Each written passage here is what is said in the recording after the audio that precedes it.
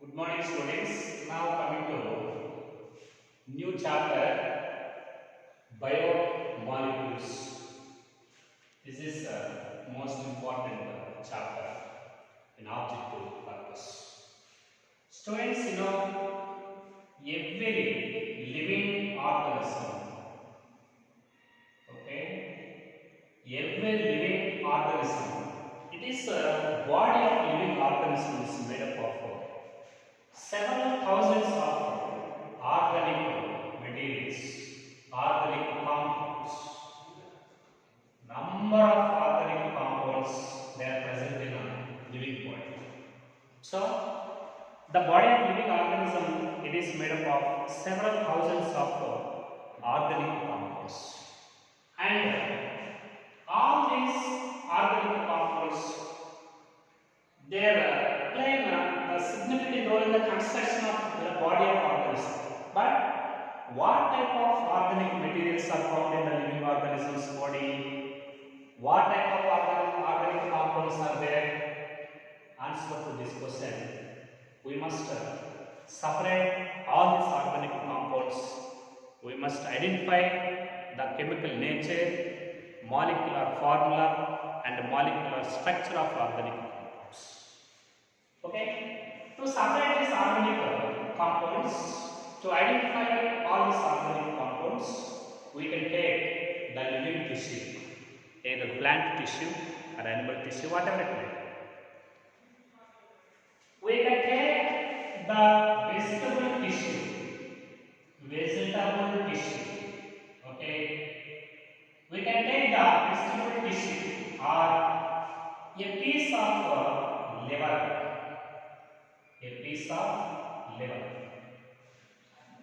To separate and to identify all these organic compounds of living organisms, we can take the living vegetable tissue and a living piece of liver. Now, this tissue, this is grind in a trichloroacetic acid. Trichloroacetic acid. Okay. First, this living tissue. First, the tissue of vegetable or piece of liver. It is grinded in trichloroacetic acid. Grinded in trichloroacetic acid by using a mortar and a pestle. A mortar and a pestle. First, this tissue is grinded by using the mortar and pestle in a trichloroacetic acid. Now, it is filtered.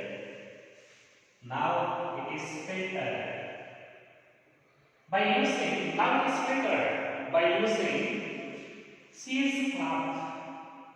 cheesecloth or by using a cheesecloth or cotton. Now this is filtered by using this cheesecloth or cotton. After the filtration of this extraction, now this extraction is filtered by using either cheesecloth or cotton. After that, we can obtain two fractions. One is called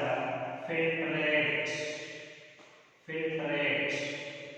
One is called filtrate. This filtrate is also called acid soluble pool. Filtrate is also called acid soluble pool. And second one is retentate. This retentate is also called acid insoluble pool. In this way, this is we can after the filtration with cheesecloth or cotton, we can obtain two different fractions. One is filtrate acid soluble pool. Filtered solution is called filtrate, acid soluble pool. Second one is called retentate, insoluble, acid insoluble pool. So, this type of extraction can be separated into two fractions by filtration method. One is soluble pool, filtrate. Two, insoluble pool, retentate. So, this soluble pool, this acid soluble pool, it contains thousands of organic compounds. Thousands of organic compounds are present in this soluble pool, and also contain an acid soluble pool. But soluble pool is represented by thousands of means different kinds of organic compounds. Okay. Now these organic compounds can be separated to each other. There are thousands of organic compounds. Now these organic compounds are subjected to separation techniques. Now they are subjected to separation techniques. By using these separation techniques and all these organic compounds, they can separate to each other. All these organic compounds can be separated to each other when it is subjected to a technique called separation techniques. So, these organic compounds of soluble pool, they are separated to each other by using separation techniques. We can separate all these compounds one to each other, that is by separation techniques. Once these compounds are separated to each other, now they are subjected to analytical techniques. Now these organic compounds, they are subjected to analytical techniques.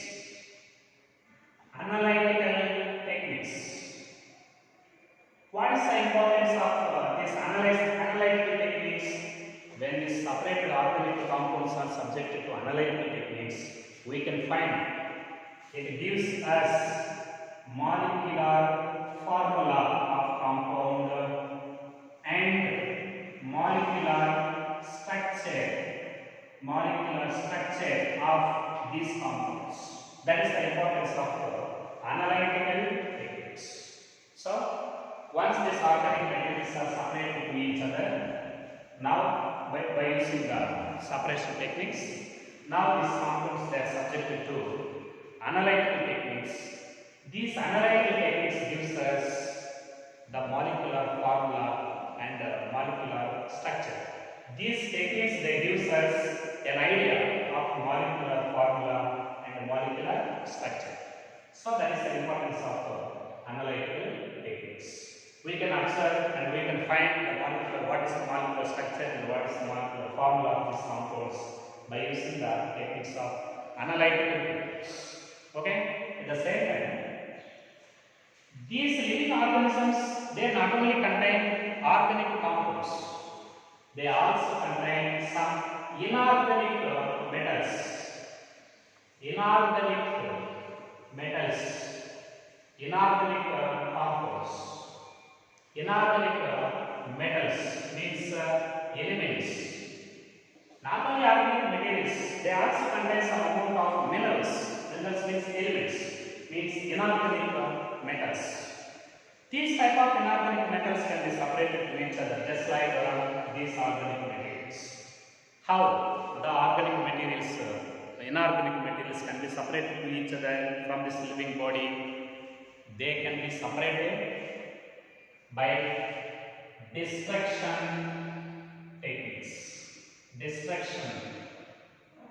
techniques. These inorganic metals present in living body can be separated by destruction experiments. To To separate these inorganic elements from metals, we can take the leaves or piece of liver. We can take the living leaves and piece of liver. Take leaves and a piece of liver. Now, these are called wet weights. These fresh leaves and the liver, they are called wet weights. They are called wet weights. Then, these materials are dried. They are dried. Okay. Now, the water present in it evaporates. Water present in it is completely, the water present in this wet weight, it is completely evaporated by drying of the process. Now, this is called dry weights. Now, this is called dry weights. Okay. So, you can take the leaves and a piece of liver and fresh materials, they are considered as wet weights. Now they are dried, resulting the elimination of water in the form of evaporation. Now such dried material is called dry weight. Now this dry weight is fully burnt. It is fully burnt, resulting all carbon materials, they are oxidized. All carbon materials are eliminated by oxidation process. All carbon materials, they are completely eliminated in the form of they are eliminated by the process of oxidation. They are eliminated in the form of CO2 and moisture. CO2 and moisture. The remaining material. What is the remaining material? Such remaining material is called ash. Now this remaining material is called ash. This ash is represented by inorganic elements. Inorganic elements, they are not removed by oxidation. They are not burned and are not removed by oxidation. The remaining material ash, it contains the elements, different kinds of elements. Students, this ash, it contains elements like calcium and magnesium.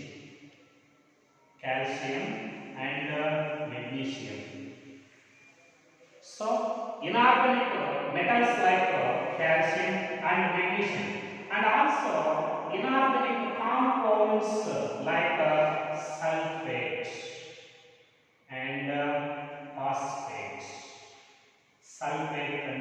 phosphate. They are present inside this ash. So, these techniques are called, generally these techniques are called destruction experiments. So, inorganic metals can be separated by destruction experiments. And at the same time, and first we can take the leaves and liver. Fresh materials are called wet weights. Now they are dried and resulting in evaporation of water. Now this is called dry weights. Now this dry weight is fully burned, resulting in the elimination of all carbon substances by oxidation process. Then remaining material is called ash. This ash, it is represented by some amount of inorganic metals like calcium and magnesium. At the same time, also contain inorganic compounds like sulfur and phosphorus. So, in chemistry point of view, okay, in chemistry point of view, all these materials, they are classified depending upon on the basis of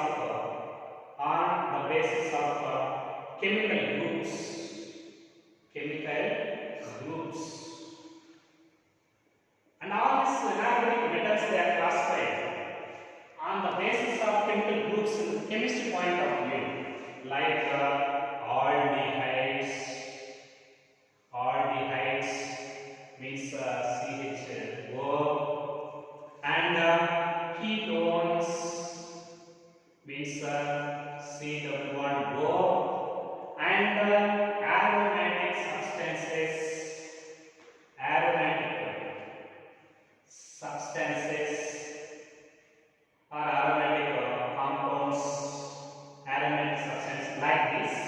In chemistry point of view, all these inorganic metals can be classified based on their chemical groups like aldehydes CH4 and ketones C double bond O and aromatic substances like that. That is the classification in chemistry point of view. It is such classification in chemistry point of view. This is based on the chemical groups, aldehydes, ketones, and aromatic substances. But in biological point of view, they can be classified into three groups. They can be divided into three groups in biological point of view. What are the three groups? One is amino acids and fatty acids and nucleotide bases. Like this, we can classify these inorganic metals. In biological point of view, these metals can be classified into three categories. One is amino acids, two fatty acids, three nucleotide bases. Like that. Once all these inorganic metals are separated by destruction methods, and these metals can be classified in chemistry point of view into three groups, and also into three groups in biological point of view. So, the materials present in ash, the inorganic compounds present in ash, they can be separated by elemental separation methods. Once these metals are separated to each other from this ash, now we can determine the molecular formula and molecular structure by using analytical techniques. That is the separation techniques and the separation of various organic materials and various inorganic materials present in living